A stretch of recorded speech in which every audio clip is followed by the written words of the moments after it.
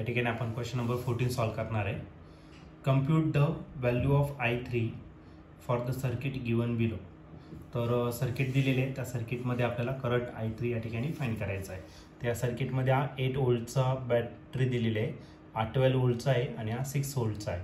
तर याच्या निगेटिव्ह टर्मिनलपासून जो करंट पास होतो तो I3 आणि आपल्याला फाइंड करायचा आहे. या ठिकाणी रेजिस्टन्स 28 ओम दिला आहे आणि या ठिकाणी 54 दिलेला आहे. तर याच्यातून जेव्हा करंट पास होणार आहे तर या I3ची व्हॅल्यू किती असणार ते आपल्याला फाइंड करायचं आहे. त्याचे 4 ऑप्शन दिलेले आहे. त्याच्यापैकी पहिले जो ऑप्शन आहे ए ते आहे 5 एम्पियर, बी ऑप्शन आहे 3 एम्पियर, सी ऑप्शन आहे -3 एम्पियर आणि लास्ट डी ऑप्शन आहे -5/6 एम्पियर.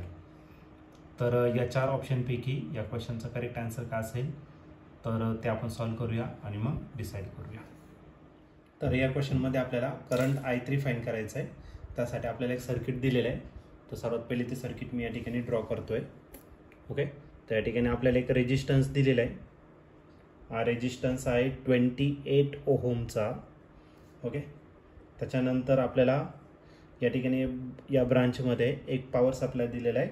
हा त्याचा पॉझिटिव्ह टर्मिनल आहे, हा त्याचा निगेटिव्ह टर्मिनल आहे. त्याचं पोटेन्शियल जे आहे EMF ते आहे 6 व्होल्ट इतकं आणि याच्यातून करंट पास होतोय आणि हा जो करंट आहे तो किती दिला आहे तर I3 इतका दिलेला आहे, जो आपल्याला फाइंड करायचा आहे.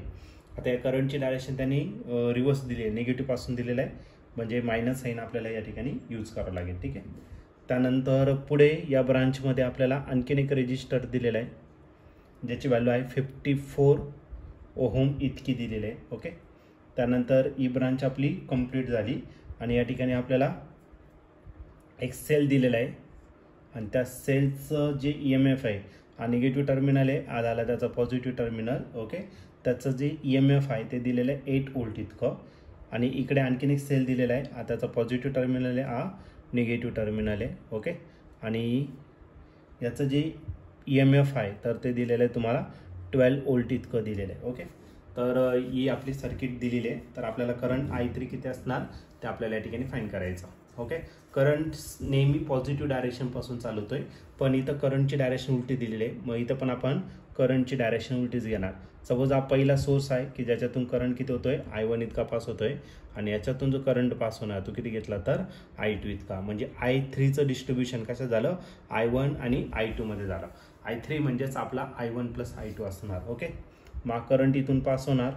ओके, इथून पास झाल्यानंतर त्याच वेळेस इकडून पण करंट येणार आहे किती I2, हे दोन्ही मीट होणार आहे आणि याच्यातून जो करंट पास होणार आहे तो म्हणजे आपला I3 म्हणजेच कोणता तर I1 + I2 या ठिकाणी आपला पास होणार आहे. ठीक आहे, I1 + I2 याच्यातून करंट येतो I1 आणि इकडे जो करंट येतोय तो किती तर I2 इतका करंट याच्यातून फ्लो होतोय. ओके, याला एक काम करू, आपण लेबलिंग देऊन टाकू, जंक्शनला नाव देऊन टाकू. A हा B घेतला, इथला C आहे, इथला D घेतला, इथला E आणि हा F जंक्शन घेतला. ठीक आहे, according to direction of flow of current इथं आपण साईन घेणार, इकडे प्लस साईन येणार, इथे मायनस. सिमिलरली इकडे करंट फ्लो होतोय म्हणजे इथं प्लस साईन येईल, इथे मायनस येणार. बाकीकडे तर साईन द्यायची गरजच नाही, दोनच रेजिस्टर आहे.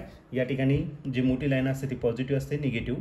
हा पॉझिटिव्ह झाला, हा निगेटिव्ह आहे आणि हा झाला पॉझिटिव्ह. ओके, तर आपण या ठिकाणी किर्चॉफ्स व्होल्टेज लॉचा यूज करून या ठिकाणी इक्वेशन आपण सॉल्व करणार आहे.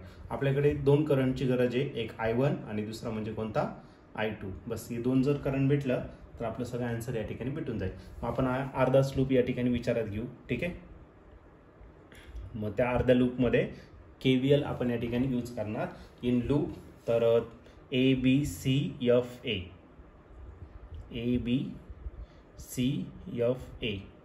तर याच्यासाठी यूज करायचं आपल्याला KVL किर्चॉफ्स व्होल्टेज लॉ या ठिकाणी आपण यूज करणार. तर पहिला जो ब्रांच आहे AB मध्ये काहीच कनेक्ट नाही केलेलं आहे. नंतर आहे BC, लास्टचं साईन काय आहे मायनस. ओके, मायनस आणि हा रेजिस्टन्स जो आहे तो किती तर 28 आणि करंट जो पास होतोय तो किती तर I1 इतका करंट त्याच्यातून पास होतोय.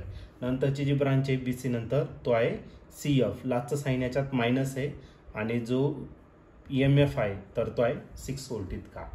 त्यानंतर CF नंतर आपला लास्टचा आहे ब्रांच तो FA, लास्टचं साईन काय आलं मायनस आणि जो सेलचं EMF आहे तो किती येतं 8 व्होल्ट. सर्किट या ठिकाणी कंप्लीट झालं, इज इक्वल टू काय आला 0. ओके, हे सर्व साईन मायनस आले, ते सगळे साईन आपण काय करू त्याला प्लस करू. मग आला 28 I1 plus 6 plus 8 is equal to 0. 6 plus 8 किती होणार 14. मग करायला 28I1 plus 14 is equal to 0. हा प्लस 14 इकडे काय करा मायनस. मग 28I1 is equal to minus 14. Okay. आता 28 इकडे मल्टिप्लाय, इकडे काय करून घ्या डिवाइड. मग आपल्याला I1 ची व्हॅल्यू भेटेल आणि I1 किती भेटणार मायनस 14 डिवायडेड बाय 28.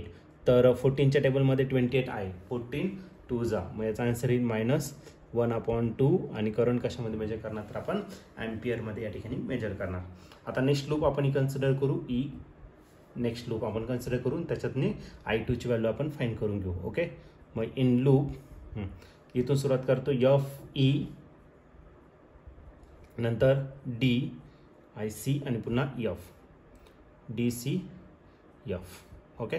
पुन्हा आपल्याला यूज करायचं by KVL Kirchhoff's voltage law या ठिकाणी आपण अप्लाय करणार. तर पहिला आहे FE. F पासून तर E पर्यंत गेला तर लास्टचा साईन मायनस आहे, तर तो राहिला -12 इतका. ओके. त्याच्यानंतर पुढे जर गेला तर ED मध्ये काहीच नाही केलेलं. DC लास्टचा साईन काय आलं मायनस. ओके. रेजिस्टन्स आहे तुमचा 54 आणि करंट जो आहे तो किती आहे तर I2 इतका आहे. ओके. त्याच्या पुढे घेतलं तर लास्टचं साईन काय आलं -6. ओके. -6 हा याचं EMF झालं. सर्किट कंप्लीट झालं इज इक्वल टू काय राहिला 0. आता सगळे साईन मायनस आहे तर सगळ्यांना आपण काय करून घेऊ प्लस करून घेऊ. ओके. मग झालं 12 plus 54I2 plus 6 is equal to 0. 12 plus 6 किती झाला 18. ओके. हा प्लस 18 आहे, तिकडे काय करा मायनस. मग 54I2 इज इक्वल टू -18. आता 54 इकडे मल्टिप्लाय, इकडे काय करा डिवाइड.